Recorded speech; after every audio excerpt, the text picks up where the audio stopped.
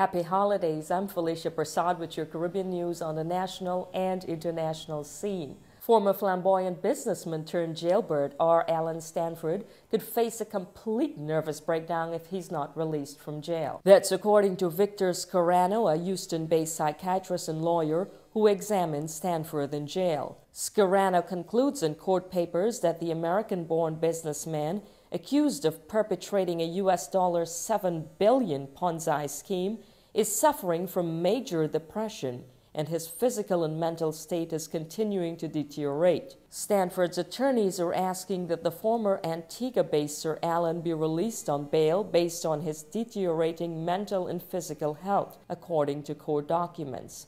A judge recently ruled that Stanford cannot be tried until 2011, meaning he must stay in the Houston Federal Detention Center until that time, unless he is allowed to be free on bail. A Jamaican immigrant who was fighting for U.S. residency since 2003 has finally been granted her green card. The early Christmas gift was granted to Osirita Robinson on Tuesday, years after her husband died in the 2003 Staten Island ferry crash. The approval came just weeks after President Barack Obama signed a law in October overturning the widow's penalty that made foreigners subject to expulsion if their American spouses died within 2 years of marriage and before their applications for permanent residency had been approved.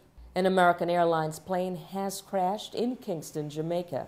Early reports indicate no death but injuries on the flight that touched down from Miami late Tuesday at the Norman Manley International Airport. Official reports of the cause of the crash are still pending. The president of Buju Banton's label is urging the world to remember that the Rasta God soul singer is innocent until proven guilty. In an exclusive interview with Carib World News, Tracy McGregor, the head of Buju's Gargamel Music Inc., warned against a rush to judgment. She insisted the singer, born Mark Anthony Myrie, is innocent and that the label will pursue the best legal team to prove this. Banton was arrested on December 10th in Florida. He was indicted on December 15th.